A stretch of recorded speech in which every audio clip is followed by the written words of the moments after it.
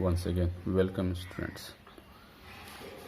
आज का topics methods of valuation of goodwill. Goodwill का हम लोग वैल्यू कैसे कैलकुलेट करेंगे।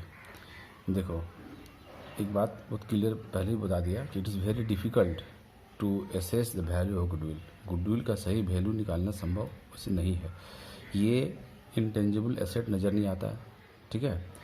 तो ये म्यूचुअल एग्रीमेंट्स पार्टनर्स के बीच में जो होता है उसी के आधार पे गुडविल का वैल्यू तय किया जाता है, ठीक है। तो फिर भी there are 3 methods of value of goodwill: average profit method, super और कैपिटलाइजेशन मेथड। 3 मेथड है। पहले हम लोग एवरेज प्रॉफिट मेथड को हम लोग डिस्कस करेंगे और समझेंगे। तो this is a very simple and widely followed method of valuation goodwill. In this method, good is calculated on the basis of number of past years profit. तो goodwill जो तय होता है वो बिज़नेस का जो परफॉर्मेंस है, यानी कि 3 साल 4 साल 5 साल पिछले 10 साल कई साल से बिज़नेस चल रहा है तो उसका परफॉर्मेंस कितना, उसका प्रॉफिट कैसा किया है, उसी को बेस करके उसका गुडविल तय किया जाता है। इसीलिए बताया है कि यहाँ पे average profit, such profit is multiplied by agreed number of years. ये पार्टनर्स के बीच में एग्री होता है कि 2 साल का एवरेज लेंगे, 3 साल लेंगे, 5 साल का एवरेज प्रॉफिट लेंगे, वो एग्रीमेंट होता है टू फाइंड आउट गुडविल। दस the formula simple: average profit into number of year purchase. यहाँ पे एक्चुअली में जो बहुत इम्पोर्टेंट बात है समझने का वो है कि एवरेज प्रॉफिट क्या है और कैसे निकालते हैं, क्योंकि कोई भी मेथड हो एवरेज प्रॉफिट मेन महत्व यहाँ रखता है। देखो यहाँ पे डिस्कस है वाई एवरेज प्रॉफिट्स इस टेकेड क्यों लेते हैं हम लोग। तो बताया future profits depend on the average performance of the business in the past. Past profit indicate as to what profit are likely to accrue in the future. पिछले जो 3, 4, 5 साल में 10 साल में जैसा बिजनेस का परफॉर्मेंस रहा हो, आशा किया जाता है कि आने वाले वर्षों में भी उसी प्रकार का परफॉर्मेंस रहेगा, इसीलिए पिछले ईयर का प्रॉफिट लिया जाता है। लेकिन इस प्रॉफिट को कैलकुलेशन करने में कुछ बातों का ध्यान रखना पड़ता है। देखो जैसा कि यहाँ लिखा हुआ है, factors should be taken into account while calculating average profit. Abnormal income of a year should be deducted out of net profit. Abnormal loss added. Income from investment should be deducted out of the profit of that year because this income is receive from outside business. हम इस तीनों point के लिए एक उदाहरण देते हैं। वो तीनों पॉइंट समझने के लिए एक छोटा सा पीएल अकाउंट बनाए हैं जो 11 में बनाए थे हम लोग। तो ग्रॉस प्रॉफिट मान लो 2 लाख है, commission as income 4000, interest on investment ये भी इनकम है 1000, by bank interest 1000। PL account credit भी इनकम लिखते हैं, ठीक है। डेबिट में एक्सपेंस है, salary, electric, discount, depreciation etcetera. Goods lost by fire 5000 रुपये। तो लास्ट में हम लोग का नेट प्रॉफिट 1,76,000 जैसे होता है 2,06,000 में से माइनस किए 1,76,000। तो ज़्यादा जो यहाँ महत्वपूर्ण बात यह है कि हमको देखना पड़ेगा जो पिछले साल का पीएल अकाउंट है उसी को बेस करके हम लोग एवरेज प्रॉफिट तय करते हैं। तो ये हम कोई एक साल का पीएल अकाउंट में कुछ पॉइंट्स डिस्कस करना चाह रहे हैं, ऐसा हर साल का पीएल में हो सकता है। तो जो तीनों पॉइंट था वो पॉइंट में कहा है। पहला पॉइंट ये था मतलब पहले ये समझो कि जैसे कि यहाँ कमीशन, ये हम लोग का business income, trading income, operating income, मतलब बिजनेस जिस प्रकार का भी बिजनेस करते हैं उससे जुड़ा हुआ इनकम ये है कमीशन। सैलरी जिस प्रकार का बिजनेस करते हैं उसी से जुड़ा हुआ ये खर्चा है। और ये इसको हम लोग सिंपल बोलते हैं ऑपरेटिंग एक्सपेंस, मतलब बिजनेस ऑपरेट करने में सैलरी ये खर्च होगा, इलेक्ट्रिसिटी होगा, डिस्काउंट अलाउड होगा, डेप्रिसिएशन होगा। ये बिजनेस ऑपरेट करने में ये सब खर्चा होगा, स्वाभाविक है, इसलिए सबको इनको बोलते हैं हम लोग ये ऑपरेटिंग एक्सपेंस है, ठीक है। लेकिन ये गुड्स लॉस्ट बाय फायर ये ऑपरेटिंग नहीं है, ये हमेशा नहीं होगा, ये कभी कभी हो जाता है, ये होता है कभी कभी, इसीलिए इसको बोलते हैं हम लोग कि ये है एबनॉर्मल लॉस। तो एबनॉर्मल लॉस मतलब वो लॉस, वो एक्सपेंस हमेशा नहीं होगा, लॉस भी हो सकता है, एक्सपेंस भी हो सकता है, कभी कभी हो गया, ठीक है, वो हो गया हम लोग का एबनॉर्मल लॉस या एबनॉर्मल एक्सपेंस। तो ये सब रेगुलर है, लेकिन goods loss by fire regular नहीं है। उसी प्रकार से कमीशन, ये ऑपरेटिंग इनकम, बिजनेस इनकम है, लेकिन इंटरेस्ट ऑन इन्वेस्टमेंट ये हम लोग का जिस प्रकार का बिजनेस करते हैं उससे जुड़ा हुआ नहीं है, ये अदर सोर्स का इनकम है। बैंक इंटरेस्ट ये भी बिजनेस का इनकम नहीं, अदर सोर्स का इनकम है। तो ये जो दो इनकम है ये हम लोग का रेगुलर इनकम नहीं हुआ। हाँ, इसको हम लोग एबनॉर्मल इनकम या नॉन रिकरिंग इनकम बोलते हैं। नॉन रिकरिंग मतलब कि होता है कि कोई कोई कभी कभी हो सकता है, बराबर नहीं होगा। और एबनॉर्मल इनकम के वो हो सकता है कि बराबर होगा, लेकिन बिजनेस से जुड़ा हुआ नहीं है। देखो, ये पीएल अकाउंट हम दिए हैं ये समझने के लिए कि किसको हम लोग बोलेंगे एबनॉर्मल लॉस, तो गुड्स डिस्ट्रॉयड बाय फायर, मतलब जो बराबर नहीं होता, कभी कभी होगा, बाय चांस।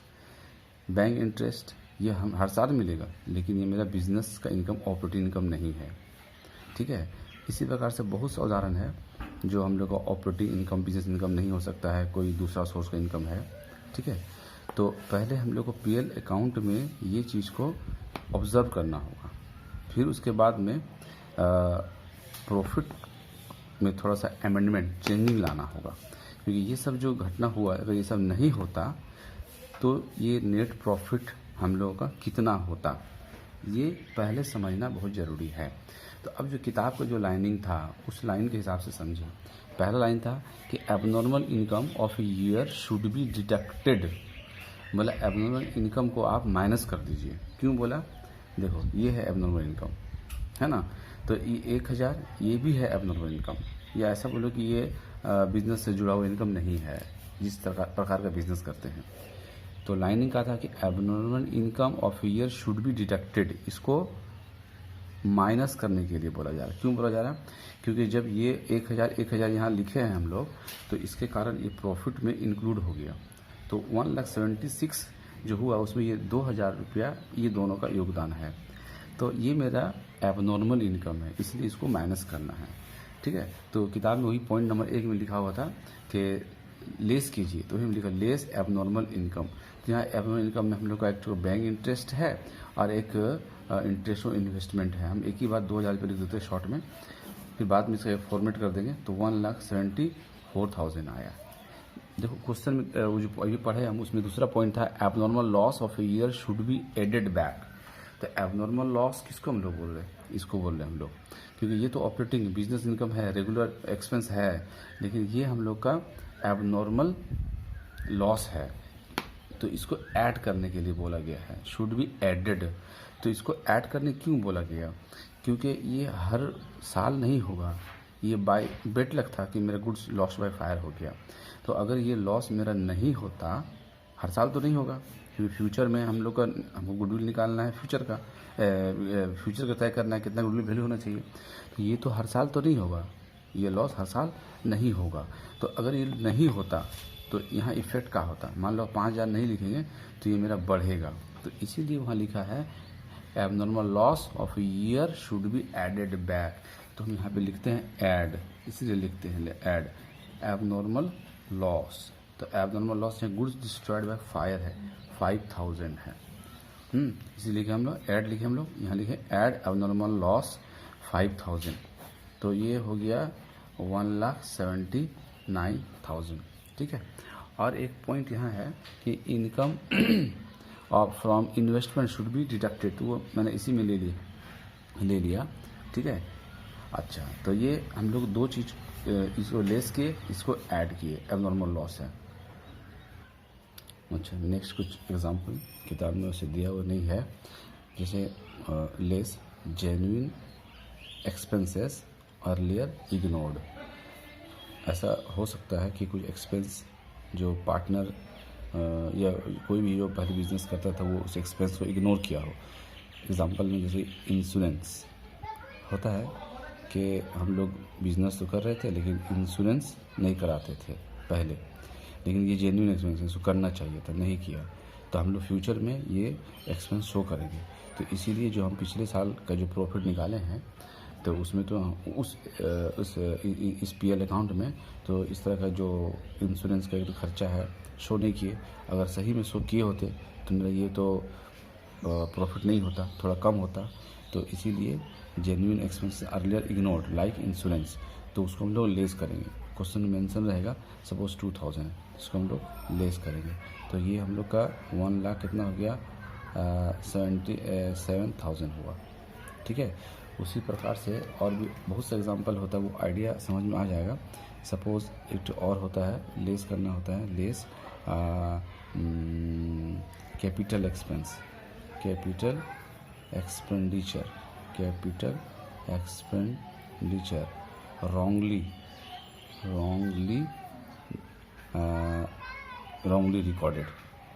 रिकॉर्डेड। ये अलग अलग भाषा में लिखा हुआ रहेगा कि हम लोग कोई मशीन खरीदे थे तो वो परचेस में आ गया या और कुछ है, तो इसके कारण क्या होगा कि हम लोग ऐड होगा।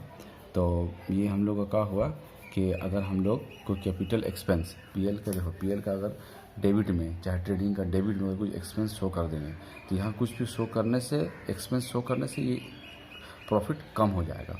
तो उस तरह मान लो कंप्यूटर खरीदे हम लोग, ट्रेडिंग या पीएल का डेबिट में लिख दी 30,000 रुपये, तो 30,000 रुपये यहाँ लिख देंगे तो ये अमाउंट कम हो जाएगा। लेकिन यहाँ कुछ भी एक्सपेंस लिखने से प्रॉफिट कम होगा।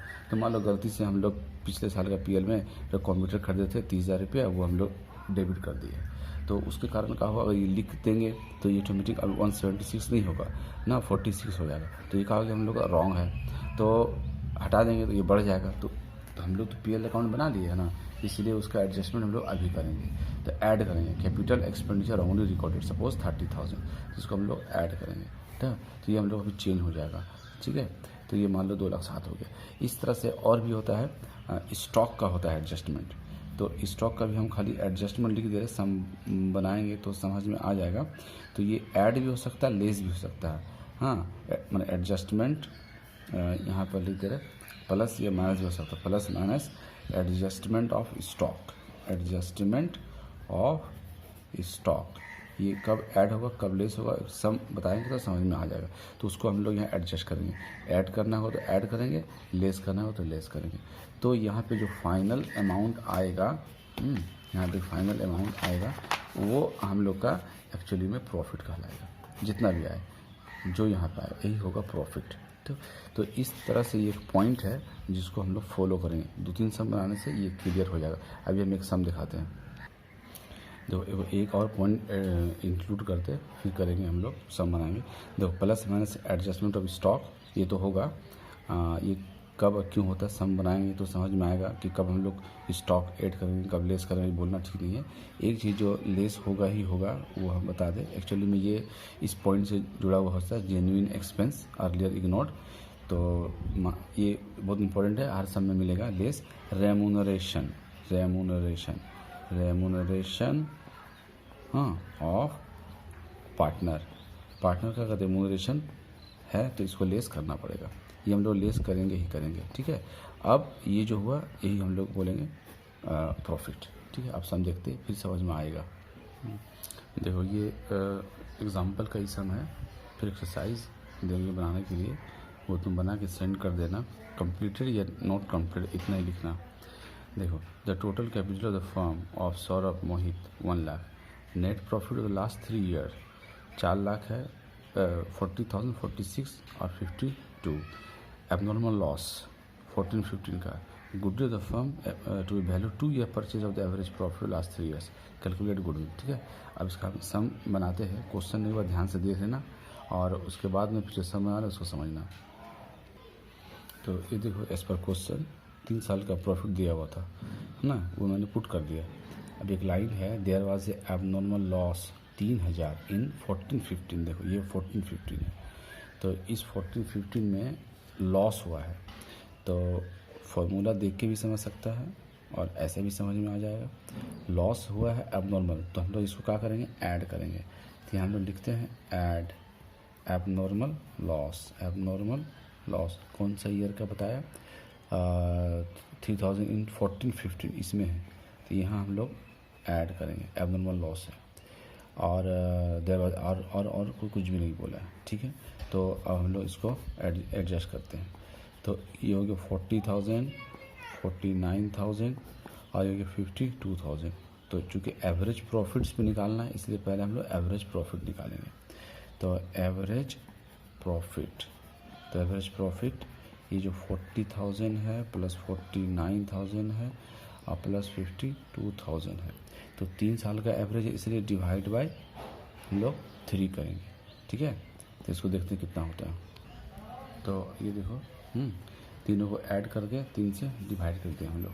तो ये हम लोग का वैल्यू कितना है 47,000। ये एवरेज प्रॉफिट हुआ।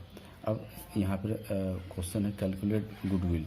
तो गुडविल निकालना है। तो क्वेश्चन में तो लिखा हुआ है 2 year purchase of average profit.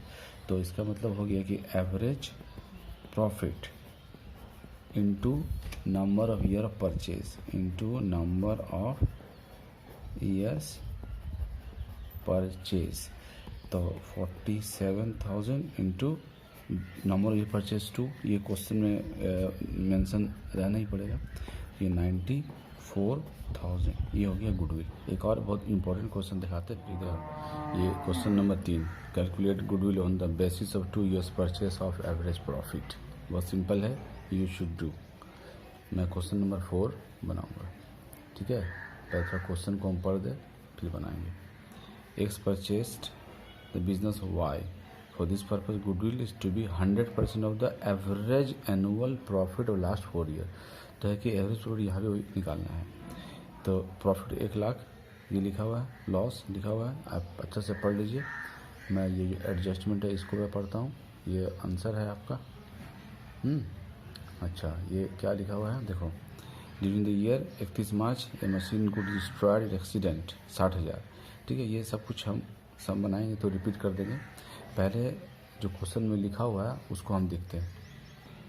जो क्वेश्चन को पहले देखना, प्रॉफिट जिस साल का जितना है प्रॉफिट है, यहाँ लॉस है, प्रॉफिट है, पुट कर दिया मैंने। फर्स्ट टाइम जो लिखा था प्रॉफिट, तो यहाँ देखो इस तरह से दिया हुआ है, after debiting 1 lakh, after debiting loss of stock by fire 50,000। Profit हुआ 1 लाख, लेकिन ये 50,000 का लॉस होने के बाद, ठीक है। तो इसको हम यहाँ समझाते हैं। जैसे कि ये हम लोग PL अकाउंट है, एक नॉर्मल PL अकाउंट मान लो है।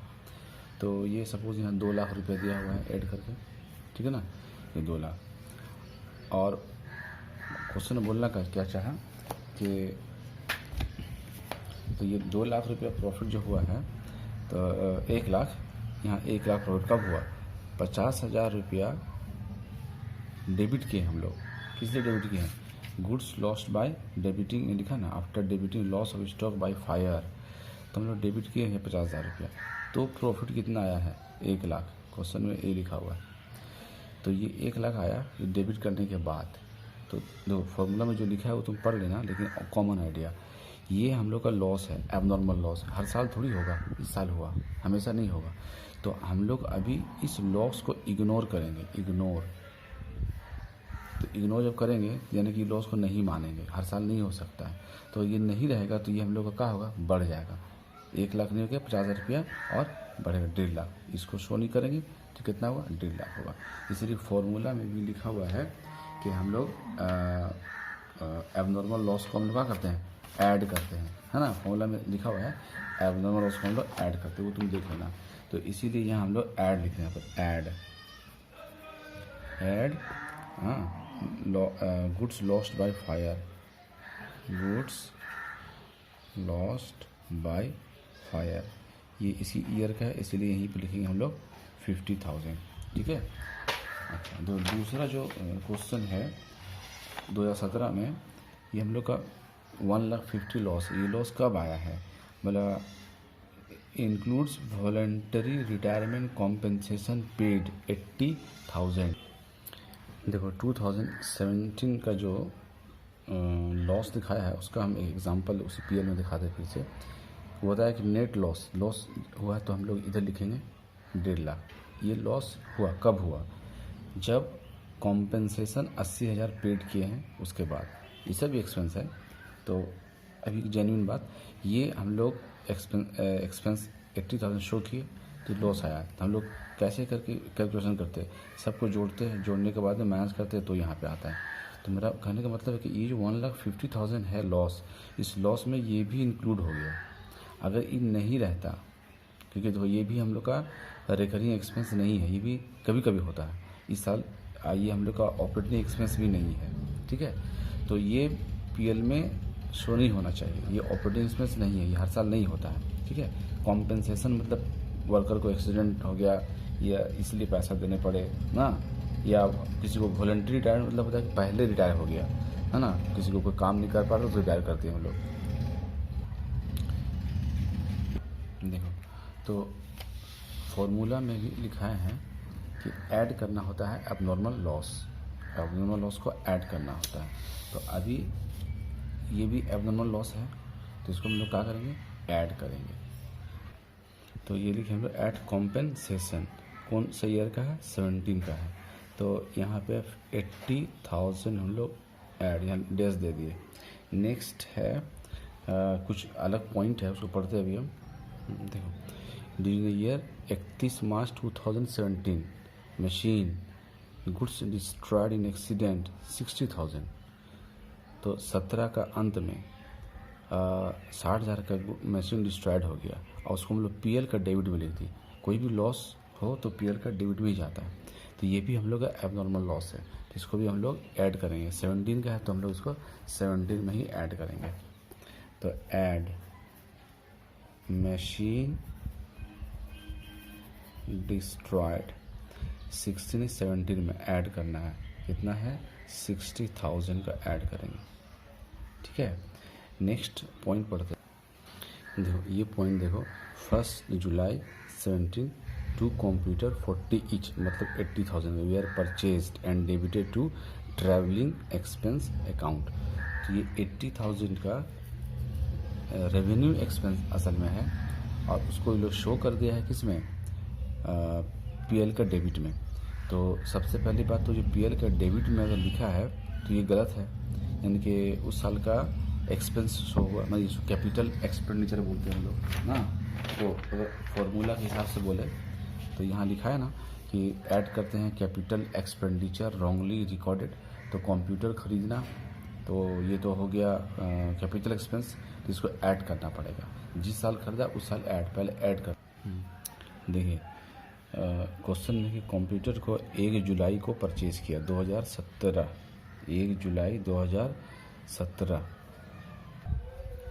तो 1 जुलाई 17, तो 1/4 से ईयर स्टार्ट होता है, 1 जुलाई यहाँ पे होगा 1 जुलाई, मतलब यहाँ पे 9 मंथ यूज़ हुआ। तो ये जो परचेस है 80,000 का 17-18 में, तो 17-18 में इसको इन लोगों ने पीएल में डेबिट किया तो कैपिटल एक्सपेंडिचर, तो हम लोग इसको यहाँ पे ऐड किए, हम लोग यहाँ पे हम लोग इसको ऐड किए कैपिटल एक्सपेंडिचर। ये अर्ली में मिस्टेक हो गया था, यहाँ पर लिखना होगा कितना 80,000, क्योंकि ये परचेज 17-18 में हो, ये 17-18 है हाँ। तो यहाँ पे हम लोग ऐड करेंगे 80,000। लेकिन दूसरा चीज़ ये हुआ कि जब यहाँ परचेस हुआ तो यहाँ यूज़ हुआ है कितना में 9 मंथ, फिर यहाँ यूज़ हुआ है 12 मंथ। तो ये 9 मंथ का और ये 12 मंथ का डेप्रेशन भी चार्ज करना पड़ेगा। तो 1 साल का डेप्रेशन 10% 8,000 रुपया, 9 मंथ का होगा हम लोग का 9 मंथ का जो डेप्रेशन होगा वो हम लोग का कितना हो जा रहा है, वो हो जा रहा हम लोग का 10/9/12 तो 6,000, ठीक है। तो इस साल का जो पीएल अकाउंट है इसमें हम लोग को डेप्रिसिएशन लेकिन 6,000 शो करना पड़ेगा, क्योंकि हम लोग तो पहले तो इसको मान लिए थे रेवेन्यू एक्सपेंस ना, इसीलिए इस साल का पीएल में डेप्रिसिएशन कम करना होगा और फिर इस ईयर का पीएल में भी 8,000 डेप्रिसिएशन कम करना होगा, ठीक है। क्योंकि हम लोग तो पहले इसको रेवेन्यू एक्सपेंस माने थे तो डेप्रिसिएशन तो चार्ज करना भूल गए थे, ठीक है। तो ये दो चीज़ अभी दिखाते कैसे लिखें, देखो यहाँ पे लिखो लेस, यहाँ हम लोग क्या लिख रहे हो, लेस डेप्रिसिएशन ऑन कंप्यूटर। तो कौन सा साल में पहले है, पहले इस साल में हम लोग शो करेंगे कितना 6,000 और इस ईयर में शो करेंगे कितना हम लोग 8,000, ठीक है। ये डेप्रिसिएशन शो करना पड़ेगा। देखो अब सिंपल इसको जोड़ देते, ये 1.5 लाख हुआ, ये लॉस, ठीक है, प्रॉफिट और ये प्रॉफिट। अब निकालना हम लोग को इसका एवरेज प्रॉफिट। तो एवरेज प्रॉफिट तो ये 1,50,000 है, सब जोड़ तो ये मैंने 8 डेज कर दिया, 5,56/4 तो 1,39,000। अब goodwill average profit into number of year of purchase होता है, लेकिन यहाँ बोल दिया है क्वेश्चन में करने के लिए 100%, तो इसलिए 1,39,000 का 100% इक्वल टू 1,39,000, ये होगा गुडविल। 2-3 बार वीडियो को देखने से समझ में आ जाएगा, नहीं तो और कुछ सम देंगे होमवर्क करना, समझ में आ जाएगा।